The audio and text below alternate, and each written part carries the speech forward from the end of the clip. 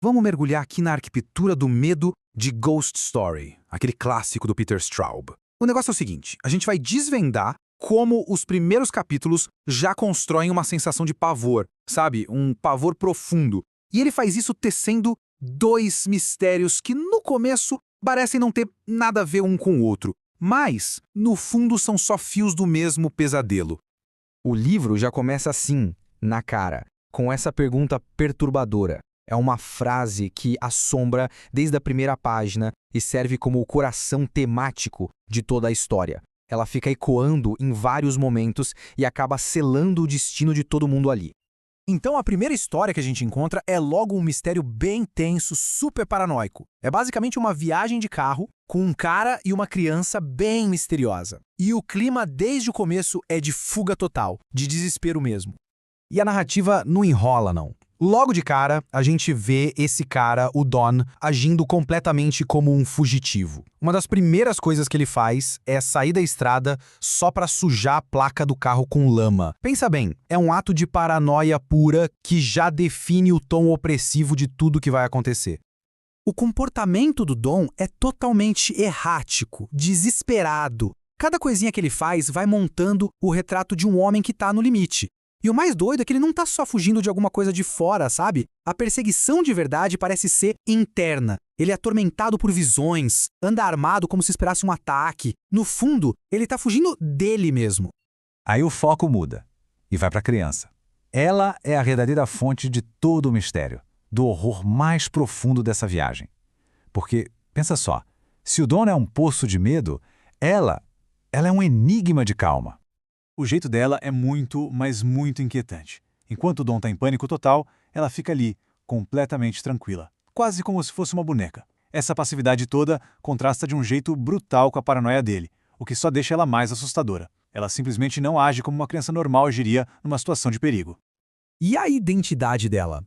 É uma coisa totalmente instável, sabe? Quando alguém pergunta, ela dá um sobrenome diferente a cada hora. Isso só aprofunda o mistério de quem ou o que ela é de verdade. É como se ela pudesse se transformar, se adaptar só para manter o controle da situação. E essa resposta, nossa, é ambígua, é inteligente e é de arrepiar. Não é a fala de uma vítima com medo, de jeito nenhum. É a fala de alguém que entende perfeitamente a dinâmica de poder ali, talvez até melhor que o próprio Don. E aí vem o clímax dessa viagem maluca. O Don, já em desespero total, finalmente pergunta na lata o que ela é. E a resposta que ele ouve é simples, direta e apaga de vez qualquer linha que existia entre o que é real e o que é pesadelo. E aí, do nada, pá, uma mudança total. O Straub corta a cena de um jeito brusco e tira a gente daquela estrada claustrofóbica para levar para uma cidadezinha tranquila no interior de Nova York. E lá, um segundo mistério que parece não ter nada a ver com o primeiro tá acontecendo.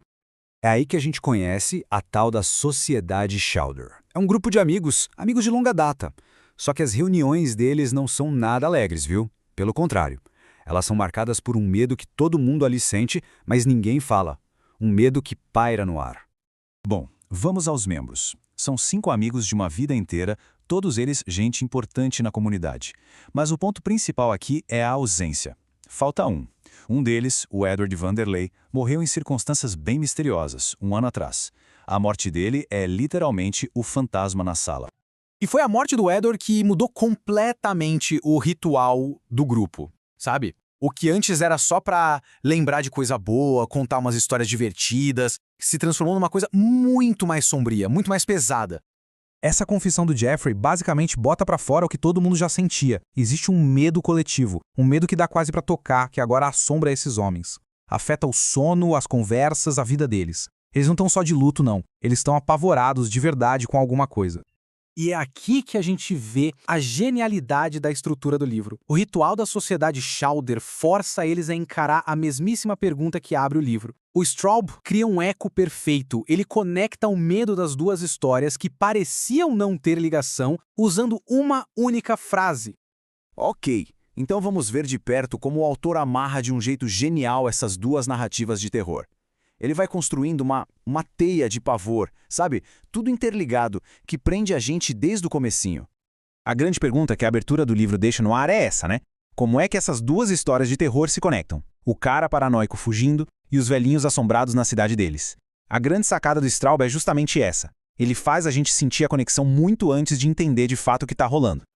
E aqui vem a primeira conexão crucial.